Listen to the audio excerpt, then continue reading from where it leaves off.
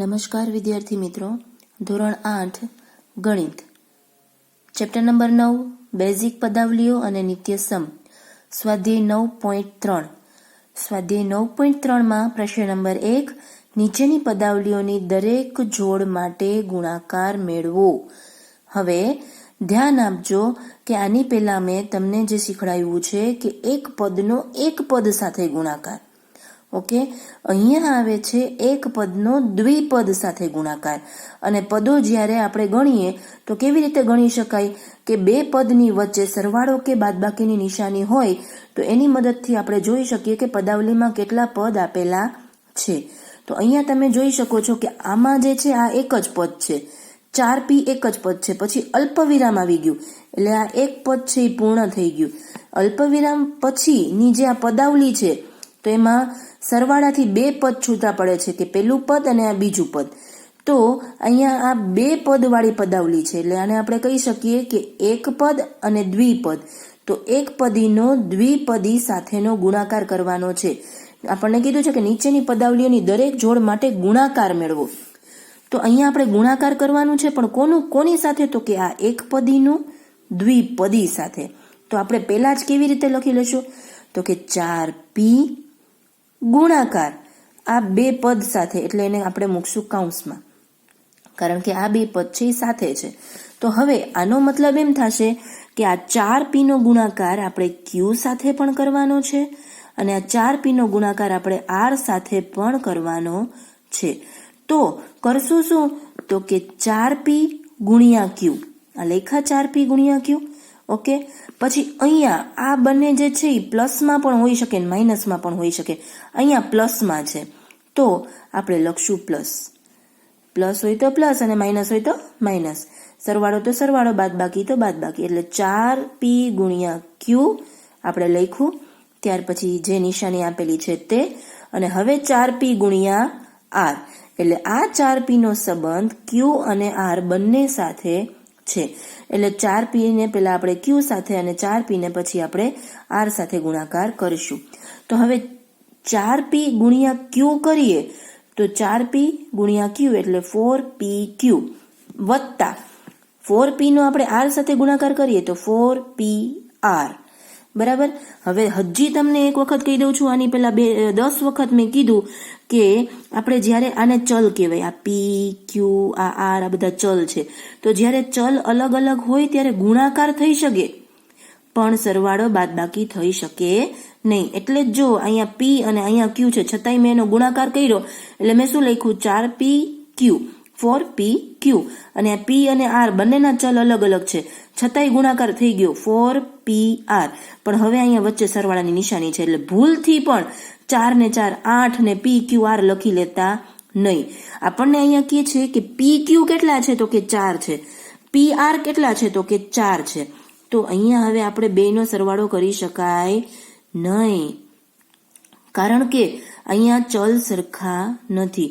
અહીંયા pq છે ને અહીંયા pr છે. હું તમને એમ કહું કે અહીંયા 4 પેન્સિલ હોય ને અહીંયા 4 પેન હોય તો તમે એમ લખો કે 8 પછી શું લખાય? પેન્સ કે પેન્સિલ? આપણે ન લખી શકીએ પેન પેન્સિલ, 8 પેન પેન્સિલ એમ કેમ ખબર પડે? પછી આપણે કોઈને કહીએ 8 પેન પેન્સિલ તો એમાં એ ખબર ન હોય કે પેન કેટલી ને પેન્સિલ કેટલી. એટલે કોઈ પણ અલગ વસ્તુઓનો સરવાળો થઈ શકે નહીં કે બાદબાકી થઈ શકે નહીં. એટલે અહીંયા જ્યારે પણ ચલ અલગ અલગ હોય ત્યારે આપણે સરવાળો બાદબાકી કરી શકાય નહીં. એટલે આ જ આપણો જવાબ રહેશે, એમાં આગળ કશું કરશું નહીં. બીજું જુઓ તો કે અહીંયા તમે જોઈ શકો છો ફરીથી એક પદ આપેલું છે ab અને અહીંયા આપણને આપેલું છે a ઓછા b, એટલે દ્વિપદ આવી ગયું. બે પદ આપેલા છે અહીંયા, તો આ એક પદનો દ્વિપદી સાથે ગુણાકાર. તો ab ગુણ્યા કૌંસમાં મૂકી દઈએ a ઓછા b. હવે આ ab નો સંબંધ a સાથે ગુણાકારનો અને આ ab નો સંબંધ b સાથે પણ ગુણાકારનો. તો મૂકીએ આપણે ab ગુણ્યા a, આ પેલું પદ થઈ ગયું. નિશાની અહીંયા બાદબાકીની છે એટલે આપણે બાદબાકી મૂકી દેશું. અને પછી ab ગુણ્યા b, ab ગુણ્યા b, પેલા પદ સાથે ગુણાકાર ને પછી બીજા પદ સાથે ગુણાકાર. હવે ગુણાકાર કરીએ તો અહીંયા ab છે ને અહીંયા a છે તો ગુણાકાર ન થાય. મેં શું કીધું? સરવાળો બાદબાકી ન થાય પણ ગુણાકાર થઈ શકે. એટલે હવે અહીંયા તમે જો a ગુણ્યા a એટલે 2a આવી ગયા, એટલે 2a નહીં લખવાનું પણ a નો વર્ગ. ઓકે, તો એનો વર્ગ અને બી તો એક જ છે એટલે એક જ બી. પછી બાદબાકીની નિશાની, અહીંયા એ આપણે લખી લેશું ને 2 વખત બી છે એટલે બી નો વર્ગ. એટલે અહીંયા આપણે ફરીથી આપણે તમે અહીંયા તો એ બી છે, અહીંયા પણ એ બી છે, તો સરવાળો બાદબાકી થઈ શકે? ન થઈ શકે, કારણ કે અહીંયા એ નો વર્ગ છે અને અહીંયા ખાલી એ છે. સમજાય છે તમને? ખાલી એ કે પછી બી જોઈને પણ તમે સરવાળો બાદબાકી કરી શકાય નહીં. અહીંયા એ નો વર્ગ છે, અહીંયા પણ એ નો વર્ગ હોત તો આપણે સરવાળો, જેમ કે મારી પાસે હું તમને કહું કે મારી પાસે છે કે અહીંયા 3a નો વર્ગ અને અહીંયા મારી પાસે છે 2a નો વર્ગ, તો અહીંયા બાદબાકી શક્ય છે કે 3a ના વર્ગમાંથી 2a નો વર્ગ બાદ થાય તો ફક્ત a નો વર્ગ એટલે કે 1a નો વર્ગ વધે. તો આવું કરી શકાય, બરાબર છે. પણ a નો વર્ગને a બાદ કરીએ અને b ના વર્ગમાંથી b બાદ કરીએ એવું શક્ય નથી. એટલે આ જ આપણો જવાબ રહેશે. એવી જ રીતે હવે તમે ત્રીજો જોવો તો કે a વત્તા b એટલે આ દ્વિપદી છે અને પાછળ એક પદી આપી છે, તો શું કરવાનું? તો એમ જ કરવાનું, બીજું કંઈ ફેરફાર જ નથી. તો કે a વત્તા b એને આપણે કૌંસમાં લખી દીધા. આ દ્વિપદીનો ગુણાકાર એક પદી સાથે એટલે ગુણાકાર 7a નો વર્ગ b નો વર્ગ. હવે આ 7a નો વર્ગ a સાથે ગુણાકારમાં એટલે આપણે મૂકી દઈશું a ગુણ્યા 7a વર્ગ b વર્ગ, કૌંસ પૂરો. અહીંયા વત્તાની નિશાની છે એટલે વચ્ચે આપણે લખી દઈશું વત્તા કૌંસમાં. હવે 7a નો વર્ગ b નો વર્ગને b સાથે ગુણાકારમાં એટલે b ગુણ્યા 7a વર્ગ b વર્ગ. હવે ગુણાકાર કરીએ તો અહીંયા તો ચલ કાંઈ સહગુણક કંઈ છે જ નહીં, તો 7 એકા પેલા મૂકી દઈએ 7. એની 2 ઘાત તો હતી જ અને હજી એક એ ઉમેરાય છે એટલે એની 3 ઘાત થઈ જશે અને બી તો બીજું કોઈ નથી, આટલું જ છે એટલે બી નો વર્ગ. અહીંયા 7 એકા 7 મૂકી દઈએ, અહીંયા એ નો વર્ગ એમને રહેશે ને બી નો વર્ગ છે ને હજી એક બી ઉમેરાય છે એટલે બી ની 3 ઘાત. ઓકે, તો 7a નો ઘન ને b નો ઘન વત્તા 7a નો વર્ગ ને b નો ઘન જવાબ. કારણ કે અહીંયા a નો ઘન છે તો અહીંયા a નો વર્ગ છે, અહીંયા b નો વર્ગ છે તો અહીંયા b નો ઘન છે, એટલે અહીંયા પણ સરવાળો બાદબાકી થઈ શકે નહીં. હવે એના પછી અહીંયા જો તમને અહીં પૂછે 5મો દાખલો, ચોથો તમે જાતે કરશો. 5મો તો કે pq પહેલું પદ વત્તા qr બીજું પદ વત્તા pr ત્રીજું પદ, એટલે આ એક પદાવલી પૂરી થઈ ગઈ કારણ કે હવે કોમા આવી ગયું. આ બીજી પદાવલી તો કે 0, તો આ પદાવલીને આ 0 સાથે ગુણાકાર કરશું એટલે આપણે એમ પણ લખી શકાય 0 ગુણ્યા pq 0 ગુણ્યા qr 0 ગુણ્યા pr. પણ તમને ખબર જ છે કે 0 નો ગુણાકાર ગમે એની સાથે કરો, અહીંયા 10 પદ હોય કે 5 પદ હોય કે ગમે એટલા હોય, જવાબ 0 મળે. ઓકે, હવે આવે છે પ્રશ્ન નંબર 3. પ્રશ્ન નંબર 3 ધ્યાનથી સમજજો કે a નો વર્ગ આપ્યો છે ગુણ્યા 2 અને a ની 22 ઘાત ગુણ્યા 4 અને a ની 26 ઘાત. તો તમે કહેશો આનું તો કાંઈ ન થઈ શકે, 2 ગુણ્યા 4 એટલે 8 લખી શકાય, પણ આ a નો વર્ગ છે ને 2 ની 22 ઘાત સરખી નથી, ગુણાકાર ન થાય. નહીં થાય, ગુણાકાર તો થાય જ, સરવાળો ન થાય, બાદબાકી ન થાય, ગુણાકાર થાય. હવે જ્યારે આધાર સરખા હોય આપણી પાસે, જો a છે આપણી પાસે, તો અહીંયા સહગુણક એટલે 2 અને 4 નો આપણે સીધો સરવાળો કરીએ તો 2 4 8 મળી જાય. હવે આપણે મૂકી દઈએ a, તો કે કેટલા a છે ટોટલ, અહીંયા 2 અને 22 કેટલા થાય 24 ને 26 કેટલા થાય તો કે 50, એટલે 8 a ની 50 ઘાત. તમે આવી રીતે છૂટા પણ પાડી શકો, a નો વર્ગ પછી આમાં 2 ગુણ્યા a ની 22 ઘાત, અહીંયા 4 ગુણ્યા a ની 26 ઘાત. એમાંથી આ સહગુણક જે છે એને આપણે અલગ લઈ લઈએ અને આ ચલવાળાને અલગ લઈ લઈએ પછી સરવાળો કરીએ તો પણ કરી શકાય, અથવા તમે આ ડાયરેક્ટ પણ આન્સર લખી શકો છો. ઓકે, હવે આવે છે બીજું 2/3 xy ગુણ્યા -9/10 x નો વર્ગ y નો વર્ગ.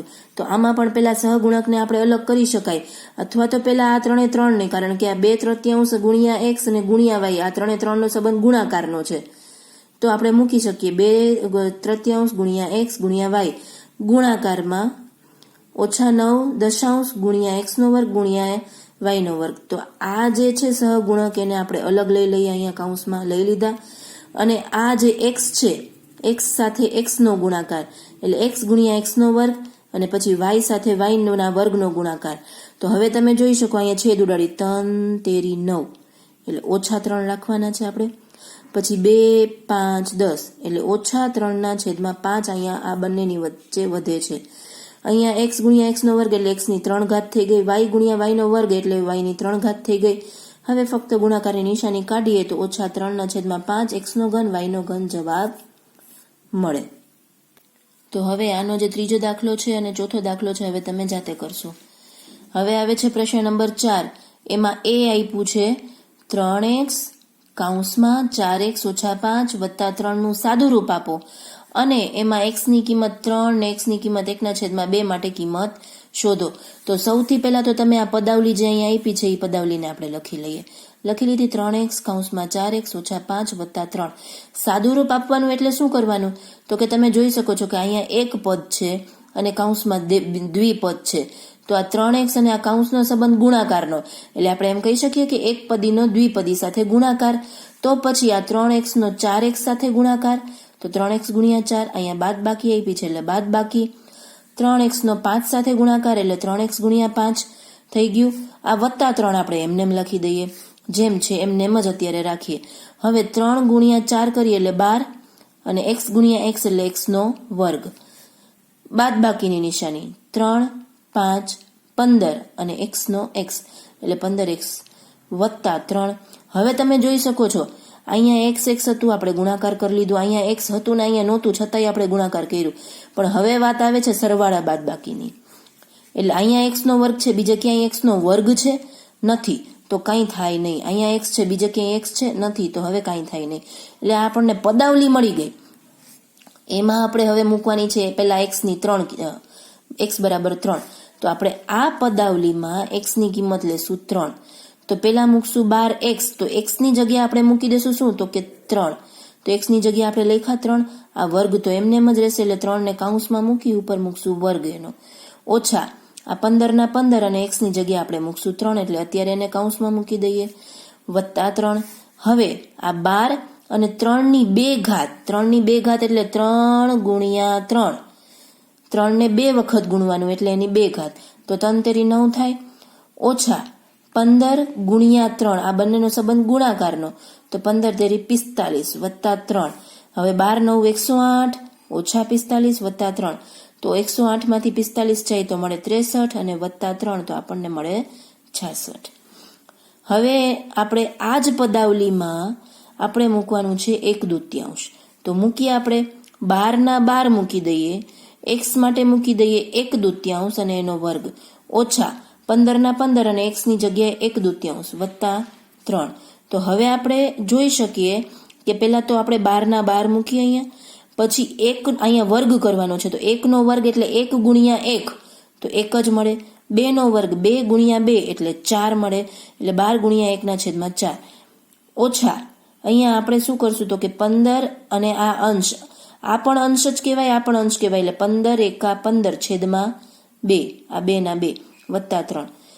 હવે આ 4 તેરી 12, અહીંયા છેદ ઉડાડી શકાય કારણ કે આ બંનેનો સંબંધ ગુણાકારનો છે. બાકી કોઈનો છેદ ન ઉડે કારણ કે અહીંયા સરવાળો બાદ બાકી છે. સરવાળા બાદ બાકીમાં છેદ ઉડાડવાના ન હોય, એમાં લસા લઈને સરવાળો બાદ બાકી જ કરવાનો હોય, પણ છેદ ઉડાડવાના હોય નહીં. આમાં ગુણાકાર હોય તો જ આપણે છેદ ઉડાડી શકીએ. તો અહીંયા આપણને મળે છે 3 ઓછા 15 ના છેદમાં 2 વત્તા 3. હવે સરવાળો બાદ બાકી કરવો હોય તો છેદ સરખા કરવા પડે, જેમ કે આના છેદમાં કાંઈ નથી તો 1, અહીંયા પણ કાંઈ નથી તો 1. તો આપણે બધાના છેદમાં 2 લઈ આવવા માટે આપણે શું કરવું પડે? તો કે આપણે લેશું લસા. પણ એની પહેલા આપણે ઈ કરી શકીએ કે આ જે છે ને આ જે છે 3, એ બંને કેવા છે? તો કે પૂર્ણાંક નંબર છે, એટલે 3 ને 3 કેટલા થઈ? 6. તો આ 6 માંથી 15 ઓછા 15 ના છેદમાં 2 કરીએ તો આના છેદમાં પણ જો આપણે 2 લઈ આવવા હોય તો એને પણ આપણે 2 વડે ગુણાકાર કરવો પડે. ધારો કે આના છેદમાં કાંઈ નથી તો આપણે 1 મૂકીએ. જો એના છેદમાં 2 જોતા હોય તો આપણે ગુણાકાર 2 કરીએ તો ઉપર પણ ગુણાકાર 2 કરવા પડે, એટલે 6 2 12 ઓછા 15 છેદમાં 2, તો ઓછા 3 મળે, ઓછા 3 ના છેદમાં 2. તો આવી જ રીતે હવે તમે આનો જે બીજો દાખલો છે એ તમે જાતે કરશો. ત્યારબાદ છે પ્રશ્ન નંબર 5. એમાં આપણને કીધું છે કે સરવાળો કરો. તો સરવાળો કોનો કરવાનો છે? જો p કૌંસમાં p ઓછા q અલ્પ વિરામ એટલે આ એક પદાવલી પૂરી, q કૌંસમાં q ઓછા r એટલે અને r કૌંસમાં r ઓછા p. તો હવે પહેલા તો આનો આપણે શું કરશું? તો કે ગુણાકાર કરશું. તો કે p નો આને પેલા સરવાળામાં મૂકી દઈએ. પી કૌંસમાં પી ઓછા ક્યુ આ મૂકી દીધું. અલ્પવિરામની જગ્યાએ કરીએ સરવાળો, કારણ કે કીધું છે સરવાળો કરો. ત્યાર પછી ક્યુ અને કૌંસમાં ક્યુ ઓછા આર, ત્યાર પછી વત્તા આર ને કૌંસમાં આર ઓછા પી.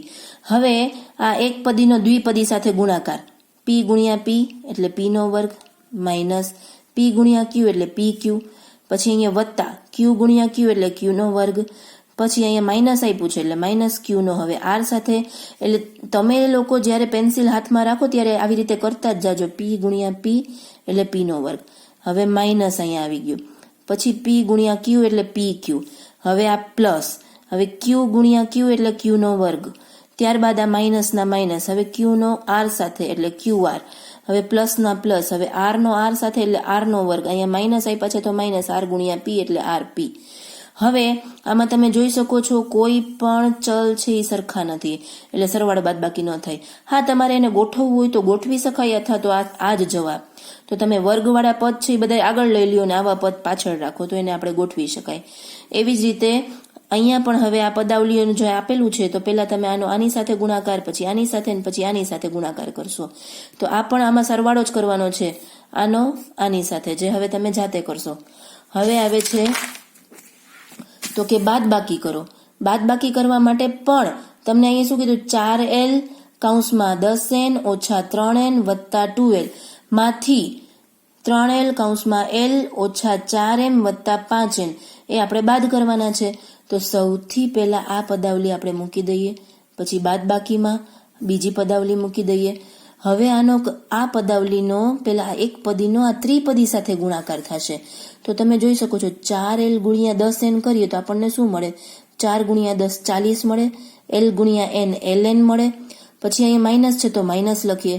હવે 4l નો 3m સાથે ગુણાકાર એટલે 4 તેરી 12, l ગુણ્યા m કરીએ એટલે lm.